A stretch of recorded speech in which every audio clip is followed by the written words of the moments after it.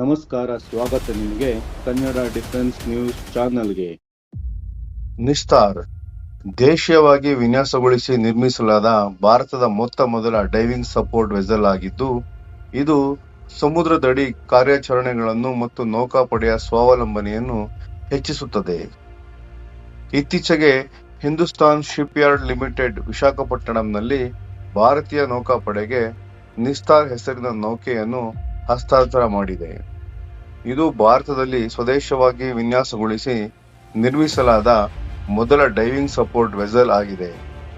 ನಿಸ್ತಾರ್ ಎಂಬ ಹೆಸರು ಸಂಸ್ಕೃತ ಮೂಲದ್ದು. ಇದರ ಅರ್ಥ ರಕ್ಷಣೆ. ನಿಸ್ತಾರ್ ಬಗ್ಗೆ ಮಾಹಿತಿ. ಈ ಯುದ್ಧ ನೌಕೆ ಭಾರತೀಯ ರಿಜಿಸ್ಟರ್ ಆಫ್ ಶಿಪ್ಪಿಂಗ್ ನಿಯಮಾವಳಿಗಳ ಪ್ರಕಾರ ವಿನ್ಯಾಸಗೊಳಿಸಿ ಮತ್ತು ನಿರ್ಮಿಸಲಾಗಿದೆ. ಇದು ಅತ್ಯಂತ ವಿಶೇಷ ಶಿಪ್ ಆಗಿದ್ದು, ಆಳ ಸಮುದ್ರದ ಡೈವಿಂಗ್ ಹಾಗೂ ರಕ್ಷಣಾ ಕಾರ್ಯಾಚರಣೆಗಳನ್ನು ಮಾಡಬಲ್ಲದು. ಇಂತಹ ಸಾಮರ್ಥ್ಯವನ್ನು ವಿಶ್ವದ ಕೆಲವೇ ನೌಕಾಪಡೆಗಳು ಹೊಂದಿವೆ. ನಿಸ್ತಾರ್ನ ಪ್ರಮುಖ ವೈಶಿಷ್ಟ್ಯಗಳು: ಶಿಪ್ನ ಉದ್ದ 118 ಮೀಟರ್ ಮತ್ತು ತೂಕ ಸುಮಾರು 10,000 ಟನ್. 300 ಮೀಟರ್ ಆಳದವರೆಗೆ ಸ್ಯಾಚುರೇಷನ್ ಡೈವಿಂಗ್ ಮಾಡಲು ನವೀನ ತಂತ್ರಜ್ಞಾನದಿಂದ ಕೂಡಿದ ಡೈವಿಂಗ್ ಸಾಧನಗಳನ್ನು ಹೊಂದಿದೆ.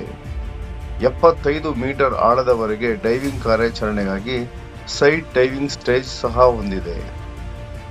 ಜಲಾಂತರ್ಗಾಮಿ ಅವಘಡಗಳಲ್ಲಿ ಸಿಬ್ಬಂದಿಯನ್ನು ರಕ್ಷಿಸಲು ನಿಸ್ತಾರ್ ಮದರ್ಶಿಪ್ ಆಗಿ ಕಾರ್ಯನಿರ್ವಹಿಸುವ DSRV ಡೀಪ್ ಸಬ್ಮರ್ಜೆನ್ಸ್ ರೆಸ್ಕ್ಯೂ ವೆಸಲ್ ಆಗಿ ಕೂಡ ಕಾರ್ಯನಿರ್ವಹಿಸುತ್ತದೆ.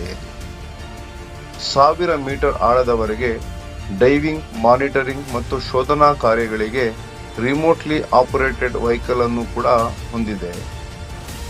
ಈ ನೌಕೆ ಸುಮಾರು 75% ಸ್ವದೇಶಿ ಅಂಶಗಳಿಂದ ನಿರ್ಮಾಣ ಮಾಡಲಾಗಿದೆ. ಇದು ಆತ್ಮನಿರ್ಭರ ಭಾರತ ಮತ್ತು ಮೇಕ್ ಇನ್ ಇಂಡಿಯಾ ದೃಷ್ಟಿಕೋನದಿಂದ ಭಾರತವನ್ನು ಬಲಪಡಿಸುವ ಮಹತ್ವದ ಹೆಜ್ಜೆಯಾಗಿದೆ. ನಿಸ್ತಾರ್ ನೌಕೆ ಭಾರತೀಯ ನೌಕಾಪಡೆಯ ತಾಂತ್ರಿಕ ಸಾಮರ್ಥ್ಯ ಹಾಗೂ ಸ್ವಾವಲಂಬಿ ಭವಿಷ್ಯವನ್ನು ಪ್ರತಿಬಿಂಬಿಸುತ್ತದೆ. ಈ ವಿಡಿಯೋ ನಿಮಗೆ ಉಪಯುಕ್ತವಾದರೆ ಲೈಕ್ ಮಾಡಿ, ಕಾಮೆಂಟ್ ಮಾಡಿ ಮತ್ತು ಕನ್ನಡ ಡಿಫೆನ್ಸ್ ನ್ಯೂಸ್ ಚಾನೆಲ್ಗೆ ಸಬ್ಸ್ಕ್ರೈಬ್ ಮಾಡಿ. ಇಂತಹ ಇನ್ನಷ್ಟು ದೇಶಭಕ್ತಿಯಿಂದ ತುಂಬಿದ ವಿಷಯಗಳಿಗಾಗಿ ಮತ್ತೆ ಭೇಟಿಯಾಗೋಣ. ಧನ್ಯವಾದಗಳು. ಜೈ ಹಿಂದೂಸ್ತಾನ್.